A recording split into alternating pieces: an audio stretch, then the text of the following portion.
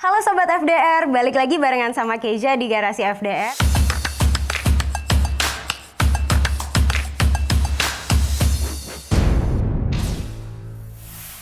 Kalian di sini siapa nih yang suka touring pakai motor? Kira-kira cara kalian merawat motor dan berkendara dengan motornya udah bener apa belum ya? Nah hari ini Keja nggak sendirian, kita bakal ngobrol-ngobrol barengan sama narasumber yang kece-kece. Langsung aja kalau gitu kita sambut. Yang pertama ada Bang Noe. Hai Bang Noe. Bang Noe ini adalah perwakilan dari komunitas Yamaha R150 dan juga R250. Dan gak cuma sama Bang Noe, kita di sini juga sudah kedatangan Bro Jimmy, perwakilan dari FDR. Halo. Apa kabar? Baik, Mbak Reza. Baik-baik ya berdua ya. Gimana nih selama pandemi ini kegiatan-kegiatan apa yang masih dilakukan?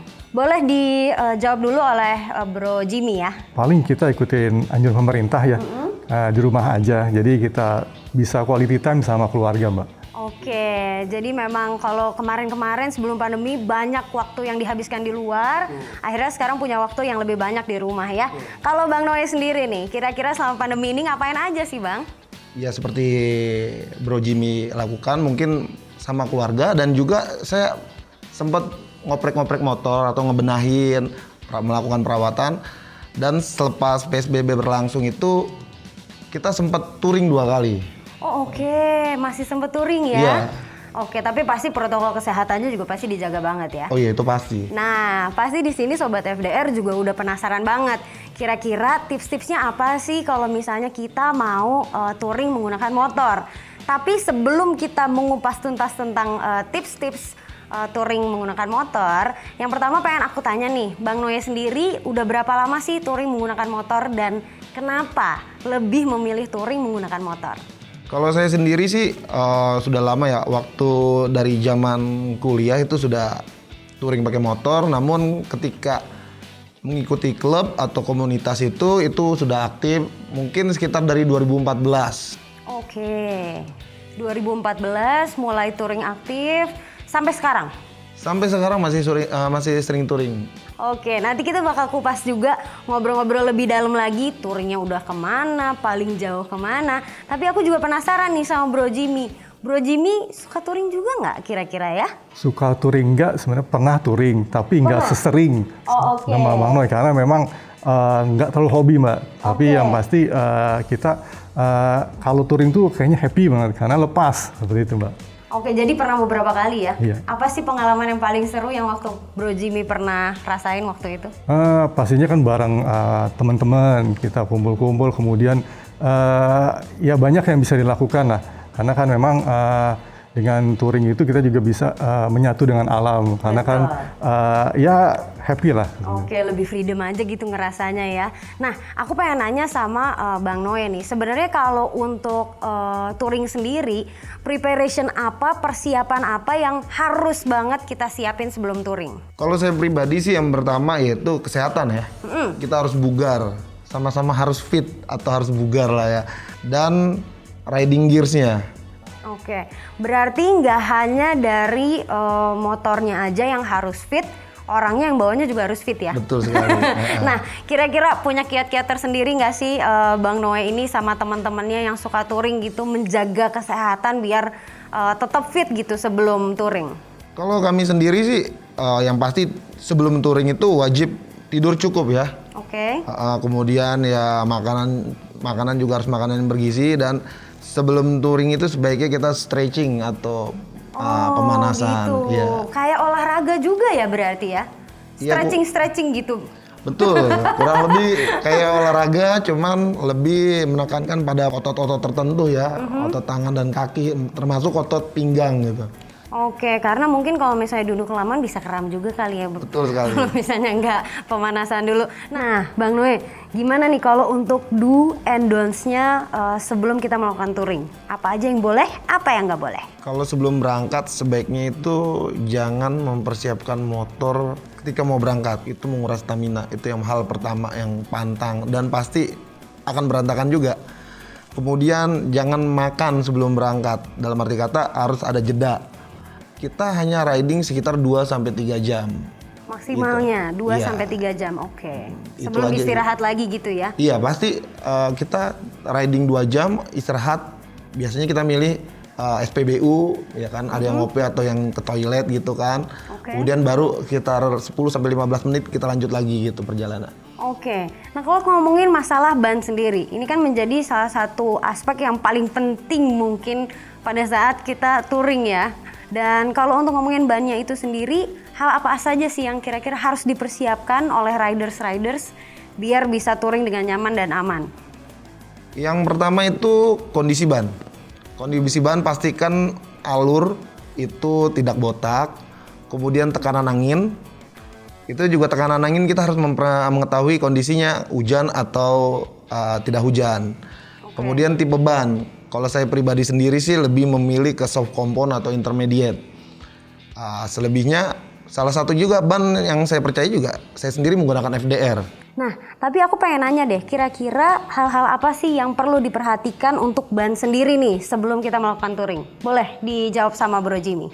Pertama, pastikan ban itu dalam kondisi layak pakai. Dalam arti kata, ketebalannya masih bagus. Jangan sampai botak kita pakai. Ya, minimal 75% lah ketebalannya, itu kita masih rekomendasi untuk dipakai touring. Nah, kedua adalah tekanan bannya. Tekanan ban itu adalah, karena tekanan anginnya adalah nyawa dari ban. Jadi kita harus sesuaikan tekanan anginnya dengan standarnya. Baik itu standar bannya atau standar motornya. Itu ada tekanan rekomendasinya. Ya. Ketiga, itu adalah kalau kita dari pabrikan, pakailah ban dengan ukuran yang sesuai dengan bawaan motor. Ya, ini secara teknikal. Tapi kalau memang mau dimodifikasi, kita masih memperbolehkan. Tapi intinya naik 1 atau maksimal 2 tingkat. Seperti itu kira-kira, Mbak. Bro Jimmy bisa merekomendasikan pada kita tipe FDR apa aja yang cocok untuk touring. Nah, ban-ban FDR apa aja nih yang kira-kira kece banget, yang bisa aman banget buat dipakai teman-teman riders untuk touring gitu ya? Udah ngomongin kompon, sebenarnya kompon ini kita ada 3, kompon regular, intermediate, sama soft kompon. Nah, kalau memang paling nyaman memang intermediate, karena dia adalah ada di tengah-tengah antara kompon regular maupun kompon soft. Nah, kalau kompon soft ini buat balap. Nah, kalau untuk para touring ini biasanya memang makainya banyak adalah yang kompon intermediate. Nah, kalau di FDR sendiri memang ada yang intermediate, itu contohnya adalah Blaze atau Maxstream yang baru. Ya, itu untuk kompon intermediate. Tapi untuk yang regular pun juga banyak yang cocok untuk touring. Misalnya untuk Gen Z Pro, kemudian juga ada Sport XR Evo. Jadi kita ada banyak varian yang memang bisa untuk dipakai touring, baik motor matic, cup ataupun juga motor sport. Kira-kira seperti itu, Mbak. Oke, jadi memang sebenarnya jenisnya banyak banget, tapi memang sesuai kebutuhan masing-masing. Balik lagi ya, Bro Jimmy ya. Seperti itu, Sobat FDR. Jadi kalau misalnya masih bingung-bingung, silahkan boleh dicatat tadi yang Bro Jimmy udah kasih tahu dan bisa browsing-browsing lagi lebih banyak dan pasti bisa langsung tanya-tanya juga. Nah, aku juga sekarang pengen nanya, kalau ngeliatin yang suka touring nih, biasanya kan pada bawa ada banyak bawaan gitu. Kira-kira kalau untuk bebannya sendiri, beban maksimal, itu ada ketentuannya nggak sih? Tentu aja ada ya, cuman tidak bisa disebutkan, maksudnya tidak secara matematis. Yang pasti pastikan sesuai dengan kekuatan tubuh kita. Jadi kalau memang sebaiknya secukupnya, tidak keberatan, karena ini kalau namanya touring kan perjalanan jauh ya. Jangan sampai pegel atau jangan sampai encok lah, sakit pinggang seperti itu. Atau bisa misalnya bebannya lebih, kita kebutuhannya banyak, itu kita bisa meletakkan atau menyimpan barang itu ada tas khusus seperti tas pada pinion bag atau yang diletakkan pada jok penumpang kalau kita riding single. Kadang suka ada boxnya juga gitu kan di belakang itu ya. Atau enggak di tank bag. Di tank bag ada. Jadi jangan sampai terlalu berpatokan, beroverload di punggung, seperti itu sih. Oke, nah kalau dari motor sendiri, ini kan berarti tumpuannya itu ada di ban ya, Bro Jimmy ya. Kalau dari ban itu sendiri, beban maksimal kira-kira yang bisa kita bawa itu berapa? Nah, beda-beda setiap tipe motor, Mbak ya. Jadi baik matic itu pasti beda dengan cup, beda juga dengan sport. Ya, paling maksimal memang untuk yang motor sport. Kita contoh seperti ini. Kalau di ban itu ada tulisan 90/80/17, berarti ukurannya 90, kemudian 17 inch. Di belakang pasti ada 46S. Nah, 46S ini adalah 46 itu adalah load index namanya. Beban maksimum. Kemudian S itu adalah speed symbol. Nah, kalau kita lihat 46 itu kalau di tabelnya, ada tabel yang bisa di browsing, itu adalah maksimum 170 kg.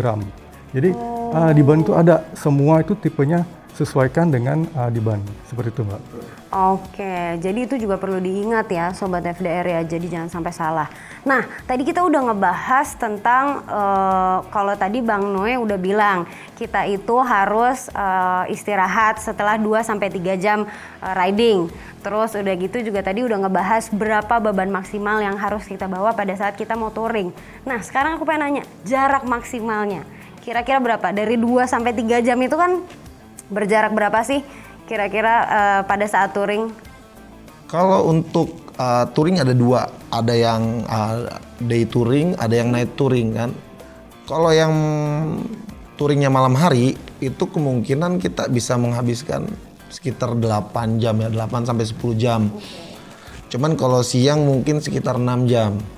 Faktor panas atau energinya pasti akan lebih banyak, itu aja sih. Tapi jangan lupa kalau misalnya udah nggak kuat ya sebaiknya minggir atau nggak tidur ya.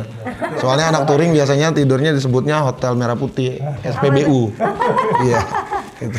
Iya, tapi pasti kan kalau misalnya touring itu punya kesenangan sendiri, punya cerita-ceritanya sendiri. Nah, kalau dari Bang Noe sendiri nih, ada nggak sih cerita-cerita lucu atau kendala-kendala yang sampai sekarang tuh nggak bisa dilupain gitu?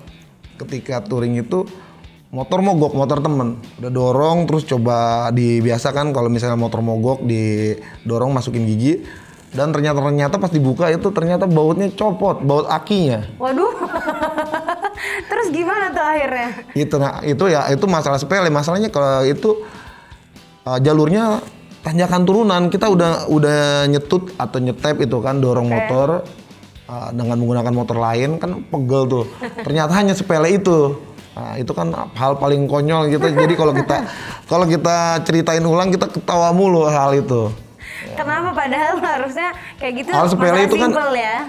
Justru vital, simple dan vital karena aki kan sekarang motor injeksi kan, otomatis kan nyawanya di situ. Nah kita kira itu motor jebol, ternyatanya sepele. Oke, mungkin banyak lagi cerita-cerita lain yang Bang Noe punya atau mungkin Bro Jimmy juga punya. Tapi ternyata waktu kita cukup sampai di sini. Ya, sedih banget ya. Pasti juga Sobat FDR masih pengen ngobrol-ngobrol atau cerita-cerita keseruan barengan sama kita. Tapi tenang, nanti kita bakal balik lagi. Tapi sebelumnya mau ngucapin terima kasih untuk Bang Noe dan Bro Jimmy yang sudah hadir di Garasi FDR. Udah sharing tips-tips pastinya buat riders-riders yang suka banget touring. Gimana Sobat FDR? Udah tahu kan gimana caranya kita persiapan untuk touring? Dari mulai persiapannya sampai ketika touringnya. Nah, buat Sobat FDR juga yang punya cerita-cerita menarik, boleh silakan langsung komen di kolom komentar atau pengen tips-tips lainnya yang lebih seru lagi, komen juga di kolom komentar ya. Jangan lupa subscribe dan sampai ketemu lagi di Garasi FDR selanjutnya. Salam Grifty, grip and safety first. Bye!